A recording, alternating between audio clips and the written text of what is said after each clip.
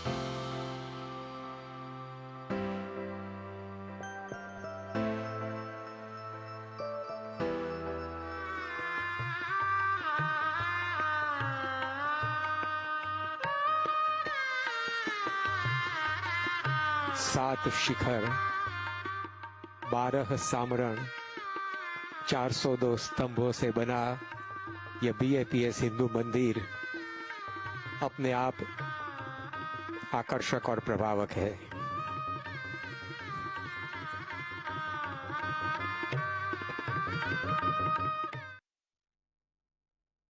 आप में से बहुत सारे लोगों को शायद अभी यह पता नहीं होगा कि अबू धाबी में बना यह मंदिर किस भगवान का है और इस भव्य मंदिर के गर्भगृह में जिन दो प्रतिमाओं की आज प्राण प्रतिष्ठा हुई है वो प्रतिमाएं किसकी हैं। तो यह मंदिर स्वामी नारायण जी का है, जिनका जन्म वर्ष 1781 में अयोध्या के पास छपिया नाम के एक गांव में हुआ था और उनका मूल नाम घनश्याम पांडे था। घनश्याम पांडे वेदों और परंपराओं के महान ज्ञाता थे और स्वामी रामानंद ने उन्हें अपना उत्तराधिकारी घोषित किया था और उन्हें एक नया नाम दिया था और यह नाम था स्वामी सहजानंद। स्वामी सहजानंद जब गुजरात पहुंचे तब उन्होंने एक अलग संप्रदाय की स्थापना की जिसे श्री स्वामी नारायण संप्रदाय कहा गया और यहीं से लोग श्री स्वामी सहजानंद को भगवान का अवतार मानने लगे और उन्हें लोगों ने एक नया नाम दे दिया और यह नाम था श्री स्वामी नारायण। और आज पूरी दुनिया में 50 लाख से ज्यादा लोग स्वामी नारायण संप्रदाय में विश्वास रखते हैं, आस्था रखते हैं और श्री स्वामी नारायण जी को भगवान की तरह पूजते हैं। और अबू धाबी में बना यह भव्य मंदिर भी स्वामी नारायण जी का ही है, जिसमें हिंदू देवी देवताओं की प्रतिमाओं को भी स्थापित किया गया है और वहां रहने वाले हिंदुओं के लिए एक बहुत बड़ी बात है।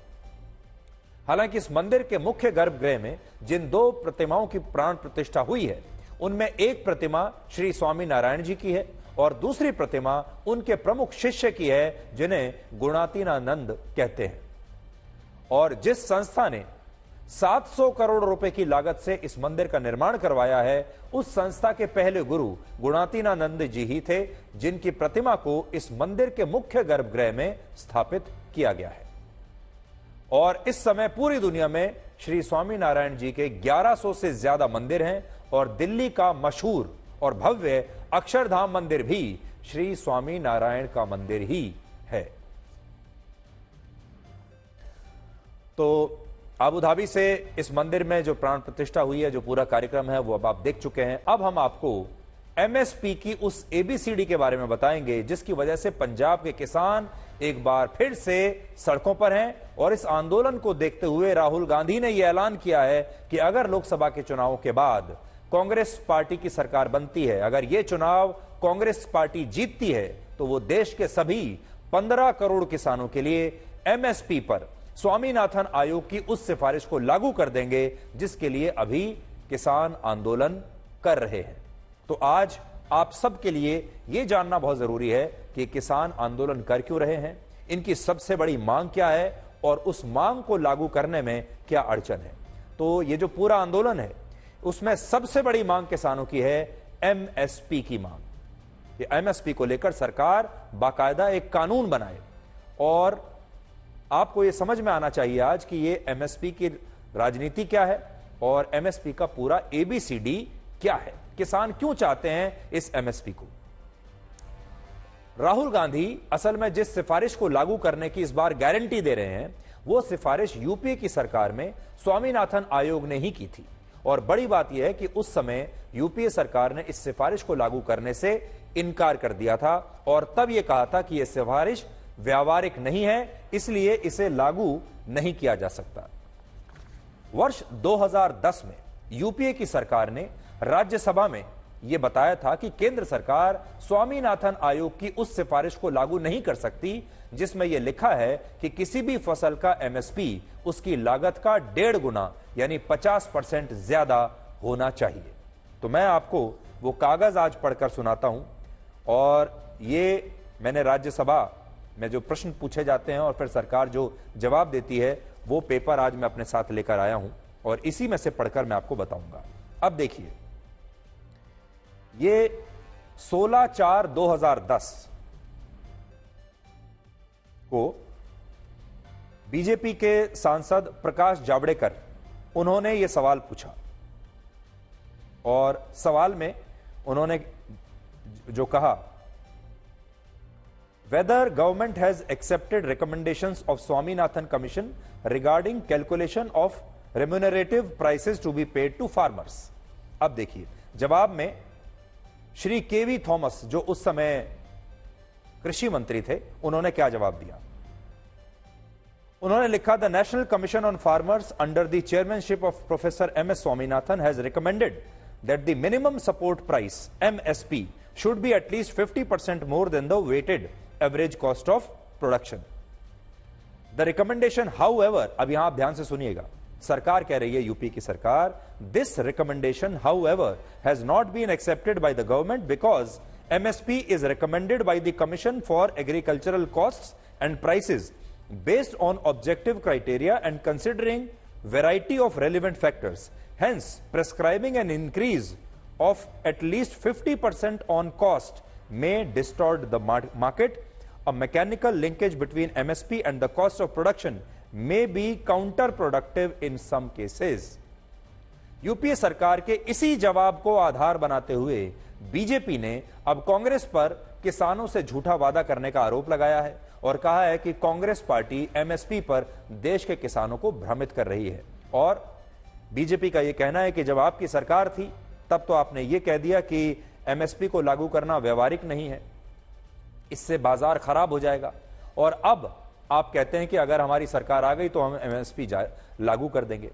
जबकि कांग्रेस का कहना है कि यूपीए की सरकार ने स्वामीनाथन आयोग की 201 सिफारिशों में से सबसे ज्यादा 175 सिफारिशों को मान लिया था, 175 सिफारिशों को लागू भी कर दिया था और वो अब एमएसपी पर भी इस आयोग की सिफारिश को लागू करने की गारंटी देती है।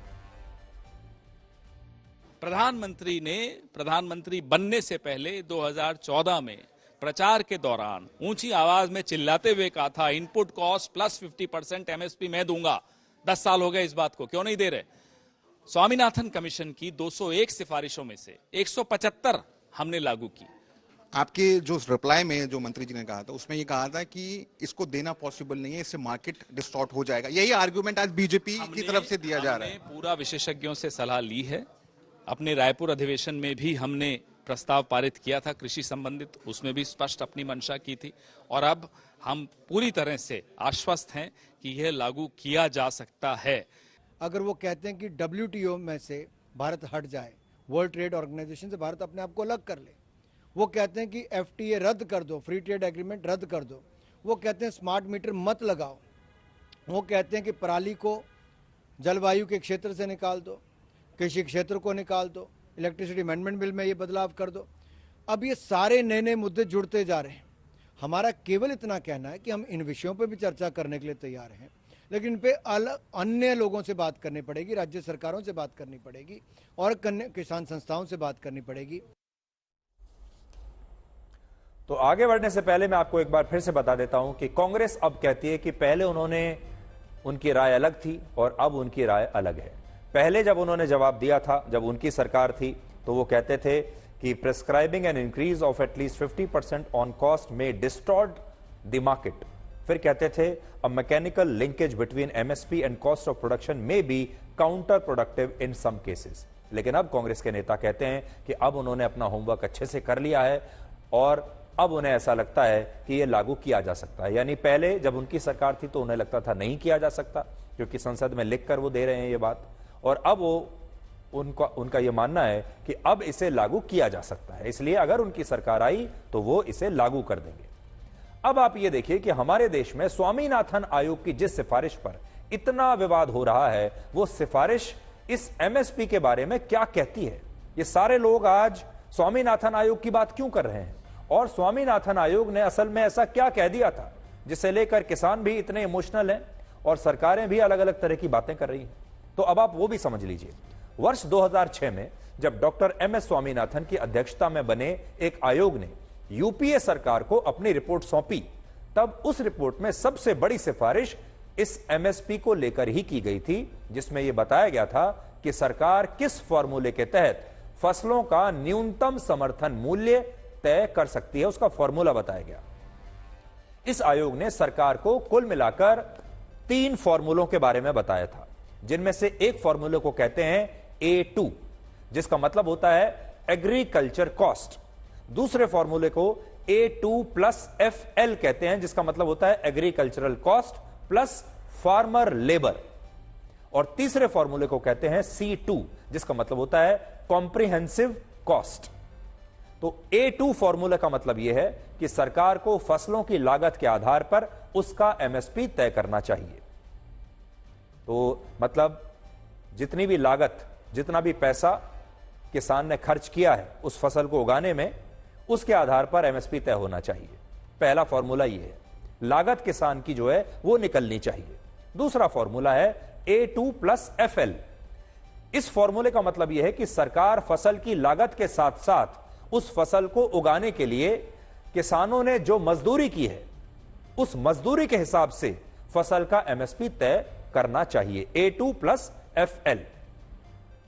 तो यानी जो किसान मजदूरी कर रहा है, जो उसका लेबर है, उसकी भी तो कोई कीमत होगी, इसलिए किसान को उसका लेबर की जो कॉस्ट है, मजदूरी की जो कीमत है, वो मिलनी चाहिए, और जो उसने अपने जेब से पैसा लगाया है लागत, वो मिलनी चाहिए। तीसरा फॉर्मूला है C2, जिसमें आयोग यह कहता है कि फसलों के एमएसपी में किसान की लागत और उसकी मजदूरी के साथ साथ उस जमीन की अपॉर्चुनिटी कॉस्ट भी शामिल होनी चाहिए जिस जमीन पर वो फसल उगाई गई है, यानी जमीन का जो किराया है वो भी शामिल होना चाहिए। अपॉर्चुनिटी कॉस्ट का मतलब है कि जिस जमीन पर फसल उगाने की बजाय कोई दूसरा काम कर लेने से किसानों को लाभ होता, उस लाभ को भी एमएसपी में शामिल किया जाए। और यही वजह है कि हमारे देश के किसान इस तीसरे फॉर्मूले के तहत फसलों का एमएसपी तय करने की मांग कर रहे हैं। तीसरा फॉर्मूला मतलब कि उनकी जो लागत है वो भी मिले, उन्होंने जो मजदूरी की है, लेबर किया है, उसका पैसा भी मिले, और जिस जमीन पर वो ये फसलें पैदा कर रहे हैं, उगा रहे हैं, उस जमीन की अपॉर्चुनिटी कॉस्ट, एक तरीके से आप कह लीजिए उस जमीन का किराया भी उन्हें मिलना चाहिए। ये तीनों चीजें उन्हें चाहिए। और आज भी आंदोलनकारी किसान यही मांग कर रहे हैं कि उनकी लागत, उनकी मजदूरी और फिर उनकी जमीन का भाड़ा। हालांकि आज आपको यह भी समझना चाहिए कि कानून बनाकर किसानों को एमएसपी की गारंटी देने में आखिर सरकार को क्या परेशानी है। फिलहाल केंद्र सरकार जिस फॉर्मूले के आधार पर हमारे देश में 22 फसलों का एमएसपी तय करती है, वो एमएसपी किसानों द्वारा मांगे जाने वाले एमएसपी से 25 से 30% कम होता है। लेकिन आज अगर सरकार ने किसानों की मांगों को मान लिया तो इससे इन फसलों का एमएसपी 25 से 30% बढ़ जाएगा, क्योंकि किसान चाह रहे हैं कि उन्हें ऊंचे दाम का एमएसपी मिले। और ऊंचा दाम कितना जो सरकार दे रही है उससे कम 25 से 30% ज्यादा। अब सोचिए, अगर फसलों का यह एमएसपी बढ़ा तो इससे बाजार में इन फसलों की कीमत बढ़ेगी, खाने पीने का सामान जो इन फसलों से बनता है उसकी कीमत भी बढ़ जाएगी, और खाने पीने की जो वस्तुएं हैं उनकी महंगाई भी 25 से 30% तक बाजार में बढ़ जाएगी। इसलिए आज एक बड़ा सवाल यह भी है जो सबको सोचना होगा कि क्या हमारा देश और आप लोग महंगाई में 25 से 30% की वृद्धि के लिए तैयार हैं? क्योंकि जैसे ही अनाज 25 से 30% महंगा होगा, उस अनाज से जितनी भी वस्तुएं खाने पीने की बनती हैं वो भी स्वतः उतनी ही महंगी हो जाएंगी। और इससे भी बड़ी बात यह है कि अगर सरकार ने एमएसपी पर किसानों की मांग मान ली तो इससे सरकार का 10 लाख करोड़ रुपए का अतिरिक्त खर्च बढ़ेगा। जो हमारे रक्षा बजट से भी कहीं ज्यादा है। हमारा रक्षा बजट है 6,21,000 करोड़ रुपए का, और अगर सरकार ये एमएसपी देती है तो इसका खर्च आएगा 10,00,000 करोड़ रुपए का। ये देख लीजिए, 10 लाख करोड़, 10 लाख करोड़ माफ कीजिएगा, 10 लाख करोड़ का अतिरिक्त खर्च आएगा, और रक्षा बजट है हमारा 6,21,000 करोड़ का। अब इस सवाल पर आते हैं कि भारत में एमएसपी की व्यवस्था कब और क्यों शुरू हुई थी, और इस पर आज तक किसी सरकार में कोई कानून क्यों नहीं बना। कोई सरकार, चाहे किसी की भी आई हो, कांग्रेस की आई हो, बीजेपी की आई हो, थर्ड फ्रंट की आई हो, किसी ने भी कानून नहीं बनाया। और ये सारी सरकारें ये कहकर आती थी सत्ता में कि हम गरीबों की सरकार हैं और हम किसानों की सरकार हैं। आप सबको यह बात जानकर बड़ी हैरानी होगी कि अगर वर्ष 1964 और 65 में भारत में सूखा और अकाल ना पड़ा होता, और फिर वर्ष 1965 में भारत की पाकिस्तान से जंग ना हुई होती, यानी पाकिस्तान से हमारा युद्ध ना हुआ होता, तो शायद एमएसपी की व्यवस्था हमारे देश में आती ही नहीं। यह वो दौर था जब भारत कृषि प्रधान देश होते हुए भी अपनी जरूरत का अनाज और धान ठीक से उगा नहीं पाता था, और हम इसके लिए काफी हद तक अमेरिका पर निर्भर रहते थे, क्योंकि ये सारा अनाज हम अमेरिका से खरीदते थे। अमेरिका यह बात जानता था कि अगर उसने भारत को अनाज का ये निर्यात रोक दिया तो भारत में बहुत बड़ा खाद्य संकट पैदा हो जाएगा, और इसी वजह से अमेरिका भारत को काफी नखरे दिखाता था, और हमारा देश भी अपनी जरूरत को देखते हुए अमेरिका के इन नखरों को चुपचाप सहता रहता था, क्योंकि हमें अमेरिका से अनाज चाहिए था, क्योंकि हम अपना अनाज उगा नहीं सकते थे इतनी मात्रा में। लेकिन वर्ष 1964 और 65 में जब भारत में अकाल पड़ा, और इसी दौरान पाकिस्तान से युद्ध के कारण अमेरिका ने भारत को आंखें दिखाने की कोशिश की, क्योंकि तब अमेरिका पाकिस्तान की मदद कर रहा था पीछे से। तब भारत ने खाद्य उत्पादन के मामले में आत्मनिर्भर बनने का फैसला ले लिया, और इसी मकसद से तब भारत में हरित क्रांति आई। इस हरित क्रांति के जनक मशहूर वैज्ञानिक डॉक्टर एम.एस. स्वामीनाथन थे, जिन्होंने यह फैसला लिया कि पंजाब, हरियाणा और पश्चिमी उत्तर प्रदेश की कृषि भूमि सिंचाई के लिहाज से बहुत अच्छी है, इसलिए हरित क्रांति इन्हीं राज्यों से भारत में आएगी। हालांकि इस दौरान सरकार के सामने यह चुनौती भी थी कि वो इन राज्यों के किसानों को अनाज उगाने के लिए कैसे प्रोत्साहित करे। और आपको याद होगा उस जमाने में एक नारा दिया जाता था, जय जवान जय किसान, क्योंकि उस समय भारत को दो ही लोगों की जरूरत थी, एक जवानों की जो सीमाओं की रक्षा कर सकें, और दूसरा किसानों की जो इस देश का पेट भर सकें, हमारे अन्नदाता की। इसलिए यह नारा भी तब लगाया गया, जय जवान जय किसान।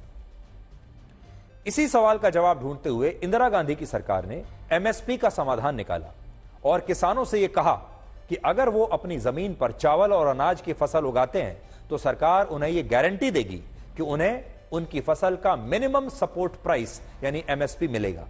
और यहीं से भारत में एमएसपी की व्यवस्था लागू हुई। तो इसे इंदिरा गांधी ने लागू किया था, क्योंकि ये उस समय की जरूरत थी, समय की मांग थी। लेकिन इस व्यवस्था को लागू करने का मकसद भारत को खाद्य उत्पादन के मामले में आत्मनिर्भर बनाना था, और बाद में यही हुआ।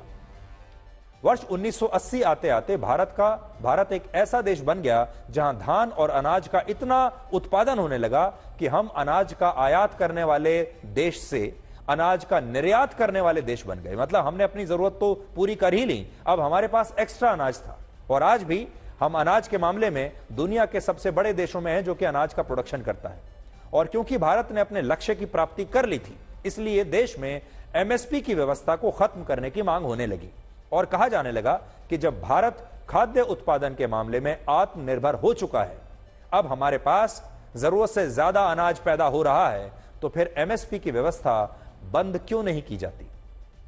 लेकिन क्योंकि इस समय तक हरियाणा, पंजाब और पश्चिमी उत्तर प्रदेश के ज्यादातर किसान एमएसपी वाली फसलों की खेती ही करने लगे थे, इसलिए एमएसपी इन राज्यों में एक राजनीतिक मुद्दा बन गया। इस पर राजनीति होने लगी, इस पर एक बहुत बड़ा वोट बैंक खड़ा हो गया, और इसमें अलग अलग सरकारों ने और पार्टियों ने इन राज्यों के किसानों का वोट हासिल करने के लिए नई नई फसलों को एमएसपी की सूची में शामिल करना शुरू कर दिया। शुरुआत में सिर्फ गेहूं का न्यूनतम समर्थन मूल्य सरकार तय करती थी, सिर्फ गेहूं का। बाद में धान इसमें शामिल हुआ, दालें शामिल हो गईं, और दूसरी फसलें भी एमएसपी के दायरे में आती चली गईं। और ये सब वोटों की राजनीति के लिए उस समय हो रहा था। आज की अगर आप स्थिति देखें तो आज 22 फसलों पर सरकार एमएसपी दे रही है, यानी सूची जिसमें पहले सिर्फ अनाज गेहूं था, फिर धान हुआ, होते होते वो सूची इतनी बड़ी बन गई कि अब उसमें 22 प्रकार की फसलें हैं। यहां एक और बड़ी बात यह है कि हमारे देश में सिर्फ 6% किसानों को ही एमएसपी का लाभ मिलता है, सिर्फ 6%। और इनमें भी जिन किसानों के पास बड़ी बड़ी जमीनें हैं, बड़े बड़े खेत हैं, वो किसान एमएसपी से सबसे ज्यादा लाभान्वित होते हैं। और ये बड़े किसान भी ज्यादातर पंजाब और हरियाणा राज्य से ही आते हैं। इस समय पूरे देश में पंजाब और हरियाणा के किसानों की आय सबसे ज्यादा है, सबसे ज्यादा पैसा कमाते हैं वो। और इससे भी बड़ी बात यह है कि इन्हीं राज्यों के किसानों को एमएसपी का सबसे ज्यादा लाभ भी मिलता है। वर्ष 2019 में पंजाब और हरियाणा में 80% से ज्यादा धान और लगभग 70% अनाज की खरीद एमएसपी पर हुई थी, जबकि पूरे देश में 40% से भी कम धान की खरीद एमएसपी पर हुई। यानी पूरे देश में 40% की धान की जो खरीद है वो हो रही है एमएसपी पर, लेकिन हरियाणा और पंजाब में 80% हो रही है। और इसी तरह तेलंगाना, आंध्र प्रदेश, ओडिशा और उत्तर प्रदेश में भी धान की फसल उगाई जाती है, लेकिन इन राज्यों की कुल मिलाकर सिर्फ 44% धान की फसल ही एमएसपी पर खरीदी जाती है। तो ये आंकड़े पूरे देश के किसानों के हैं, जिसमें आप पूरे देश के किसानों की तस्वीर एक अलग है, तेलंगाना, आंध्र प्रदेश और उत्तर प्रदेश के किसानों की तस्वीर अलग है, और पंजाब और हरियाणा के किसानों की तस्वीर अलग है। और इससे आप ये समझ सकते हैं कि जिस पंजाब और हरियाणा से वर्ष 1966 में एमएसपी की शुरुआत हुई, वहां आज भी किसानों को एमएसपी का सबसे ज्यादा लाभ मिल रहा है। और इसीलिए प्रमुख रूप से फिलहाल इन्हीं राज्यों के किसान एमएसपी पर कानून बनाने की मांग भी कर रहे हैं। हालांकि यहां अब आपके मन में यह सवाल भी जरूर आएगा कि जब 22 फसलों के लिए एमएसपी की व्यवस्था पहले से ही चल रही है और इससे सबसे ज्यादा फायदा भी पंजाब और हरियाणा के इन्हीं किसानों को हो रहा है, तो फिर इन राज्यों के किसान इस एमएसपी पर कानून बनाने की जिद पर क्यों अड़े हैं? तो इसका जवाब यह है कि जब सरकार किसी फसल का एमएसपी तय करती है तो इसका मतलब यह नहीं होता कि उस एमएसपी पर सरकार ही किसानों से उनकी फसल खरीदने के लिए बाध्य है। सरकार बाध्य नहीं है। सरकार तो सिर्फ यह कहती है कि उक्त फसल का एमएसपी इतना होना चाहिए या एमएसपी इतनी कीमत से कम नहीं होना चाहिए। इसीलिए इसको कहते हैं मिनिमम सपोर्ट प्राइस, यानी इतना पैसा तो किसान को मिलना ही चाहिए बाजार में। और जब यह एमएसपी सरकार द्वारा तय हो जाता है तो किसान अपने राज्य की एपीएमसी मंडियों में अपनी फसल को इस एमएसपी पर बेचने के लिए ले जाते हैं। और अगर फिर भी मंडियों में किसानों को उनकी फसल पर यह एमएसपी नहीं मिलता, यह दाम नहीं मिलता, तो वो फिर सरकार के पास जाते हैं और सरकार से कहते हैं कि वो एमएसपी पर उनसे उनकी फसलों को खरीदे। और यहां सरकार का मतलब होता है फूड कॉर्पोरेशन ऑफ इंडिया यानी एफसीआई, यानी सरकार एफसीआई के जरिए इन फसलों को खरीदती है। एफसीआई किसानों से उनकी फसलों को एमएसपी पर खरीदकर इन फसलों को अपने गोदामों में रखता है और बाद में यही अनाज और धान देश में जो है वो बांटा जाता है, इसका वितरण होता है। जैसे आजकल आप जानते हैं कि हमारे देश में 80 करोड़ लोगों को सरकार मुफ्त में और सस्ती दरों पर अनाज उपलब्ध करा रही है। आपने भी देखा होगा 80 करोड़ लोगों को अनाज हमारे देश में मिलता है। वो अनाज कहां से आता है? वो अनाज आता है फूड कॉर्पोरेशन ऑफ इंडिया से। और एफसीआई के पास अनाज कहां से आता है? वो अनाज आता है इन किसानों से, क्योंकि एफसीआई इन किसानों से, इन मंडियों से एमएसपी पर इस अनाज को खरीदता है और उसके बाद इस अनाज को सरकार की अलग अलग योजनाओं के तहत देश में लोगों को वितरित किया जाता है, उन्हें बांटा जाता है। आसान भाषा में कहें तो पहले किसान मंडियों में एमएसपी पर फसल बेचने जाते हैं। जब मंडियों में उन्हें उनकी फसल का एमएसपी नहीं मिलता तो वो एफसीआई के पास जाते हैं। और क्योंकि सरकारों को देश के करोड़ों लोगों को मुफ्त में राशन वितरण करना होता है, अनाज देना होता है, इसलिए सरकार एमएसपी पर किसानों से उनकी यह फसल खरीद लेती है। लेकिन इसमें एक चुनौती यह है कि किसान इस खरीद में घोटाले का भी आरोप लगाते हैं। और घोटाला कैसे होता है? देखिए, किसानों का आरोप है कि कई बार एफसीआई के अधिकारी तुरंत उनकी फसल को नहीं खरीदते और इस प्रक्रिया में समय लगने की वजह से फिर किसानों को मंडियों में जाना पड़ता है। और मंडियों में जो बिचौलिए होते हैं वो किसानों से कहते हैं कि अगर उन्हें इन सारे झंझटों से बचना है, ये जो लंबा प्रोसेस है इससे बचना है, तो वो एमएसपी से थोड़े कम दाम में ये फसल बिचौलियों को बेच दें। और क्योंकि किसान एफसीआई केंद्रों पर धक्के खाने से बचना चाहते हैं, इस सरकारी प्रक्रिया से बचना चाहते हैं, इसलिए वो बिचौलियों के साथ एमएसपी से कम दाम पर अपनी फसल को बेचने का सौदा कर लेते हैं, या कह लीजिए मजबूर हो जाते हैं। लेकिन आरोप है कि बाद में इन्हीं बिचौलियों से उसी एमएसपी पर यही फसल एफसीआई के गोदामों में खरीद ली जाती है, या यही फसल एमएसपी पर बाद में एफसीआई के गोदामों में पहुंच जाती है। लेकिन किसान तब तक इसे सस्ते में बेच चुका होता है। बड़ी बात यह है कि फिलहाल एमएसपी पर कोई कानून नहीं है, इसलिए एमएसपी होते हुए भी सरकार और मंडियां एमएसपी पर किसानों से उनकी फसलें खरीदने के लिए बाध्य नहीं होती। और इसीलिए अब किसान इस पर एक राष्ट्रीय कानून की मांग कर रहे हैं, ताकि सरकार बाध्य हो जाए कि उसे किसानों से इस दाम पर उसकी फसल खरीदनी ही पड़ेगी। यह चाहते हैं किसान।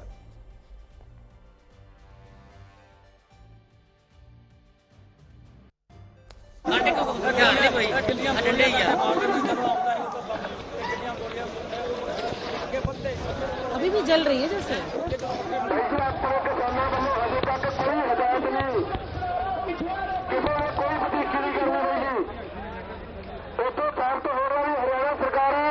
इस वक्त जो है आंसू गैस के गोले छोड़े जाने लगे। किसान बड़ी संख्या में आज यहाँ पर मौजूद है और उनको तितर बितर करने के लिए अब बाकायदा कई बड़ी संख्या में आंसू गैस के गोले छोड़े जा रहे हैं। ड्रोन से नजर रखी जा रही है।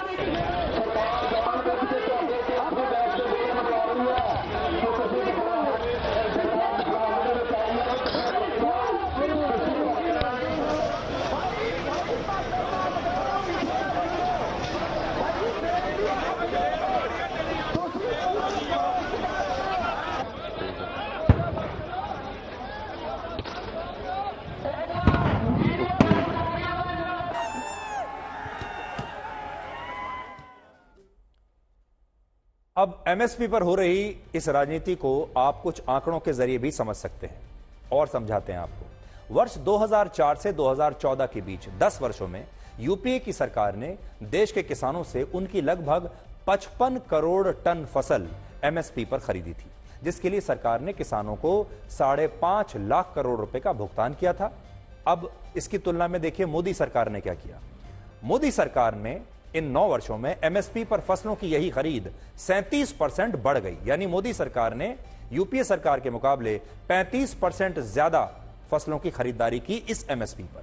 और पिछले 10 वर्षों में मोदी सरकार ने 75 करोड़ टन फसल एमएसपी पर खरीदी है, जिसके लिए देश के किसानों को 18,39,000 करोड़ रुपए का भुगतान हुआ है। तो दोनों सरकारों के जो 10-10 साल के कार्यकाल रहे हैं, मोदी सरकार का कार्यकाल लगभग 9 साल का रहा है, तो यूपीए सरकार के कार्यकाल में 5.5 लाख करोड़ रुपए का भुगतान हुआ किसानों को। और एनडीए की सरकार में यानी मोदी सरकार में ये 5.5 लाख करोड़ का जो भुगतान है, ये बढ़कर हो गया 18.39 लाख करोड़ का। इसी तरह यूपीए की सरकार में प्रधानमंत्री कृषि सिंचाई योजना पर लगभग 6,000 करोड़ रुपए खर्च हुए। लेकिन मोदी सरकार में सिर्फ इसी योजना के बजट में 136% की वृद्धि हुई और यह खर्च 6,000 करोड़ से बढ़कर 15,511 करोड़ रुपए पहुंच गया।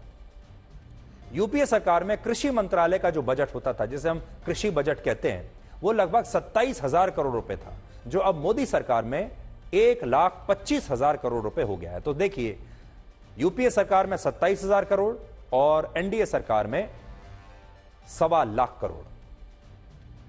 यूपीए की सरकार में किसानों को हर साल 6,000 रुपए की सम्मान निधि राशि नहीं मिलती थी, लेकिन मोदी सरकार इस समय देश के 11 करोड़ से ज्यादा किसानों को हर साल 6,000 रुपए सीधे उनके बैंक खातों में भेज रही है। लेकिन फिर भी पंजाब के किसान आज आंदोलन कर रहे हैं और वो ये कहते हैं कि इसके अलावा उन्हें 10,000 रुपए की पेंशन भी चाहिए और एमएसपी पर उन्हें एक नया कानून भी चाहिए। हम आपको पुलवामा के उन शहीद जवानों के बारे में कुछ बताना चाहते हैं, जिन्होंने आज ही के दिन वर्ष 2019 में हुए एक आतंकवादी हमले में देश की रक्षा के लिए, आप सबकी रक्षा के लिए अपने प्राणों की आहुति दे दी थी। उस समय पुलवामा के इस हमले में सीआरपीएफ के 40 जवान शहीद हुए थे और ये वो जवान थे जिनके लिए उनका देश ही उनका वैलेंटाइन था, उनका देश उनका पहला प्यार था। और इस देश से ये शहीद जवान इतना प्रेम करते थे कि उनकी शहादत के बाद उनका ये प्रेम समाप्त नहीं हुआ, बल्कि ये प्रेम हमेशा के लिए अमर हो गया। यानी इस देश के लिए इन शहीदों का जो प्रेम है, इसे आप अमर प्रेम कह सकते हैं। और किसी ने कहा है कि दुनिया में मिल जाएंगे आशिक कई, पर वतन से हंसी सनम नहीं होता। हीरो में सिमटकर, सोने में लिपटकर मरते हैं कई, मगर तिरंगे से खूबसूरत कोई कफन नहीं होता।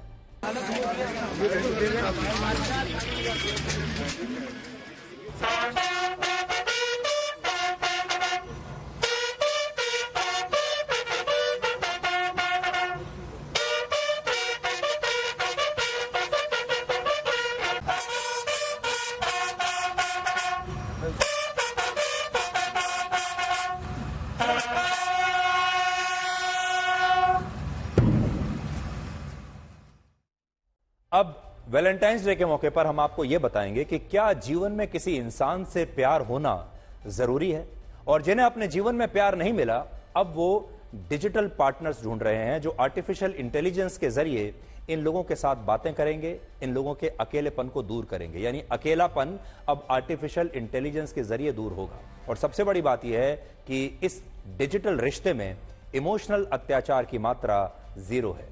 और इस समय दुनिया में ऐसे 300 से ज्यादा ऑनलाइन डेटिंग एप्स एक्टिव हैं, जिनकी मदद से दुनिया भर के लोग वर्चुअल बॉयफ्रेंड्स और वर्चुअल गर्लफ्रेंड्स बना रहे हैं। और इन डिजिटल पार्टनर्स के साथ लोग ऑनलाइन डेट्स पर भी जाते हैं, उनके साथ ऑनलाइन चैटिंग भी करते हैं, उनके साथ अपना सुख दुख बांटते हैं, अपने दिल की बातें उनके साथ करते हैं। और आज भी दुनिया के बहुत सारे लोगों ने वैलेंटाइंस डे अपने इन्हीं डिजिटल पार्टनर्स के साथ मनाया है। यानी ये एक नए युग की शुरुआत है।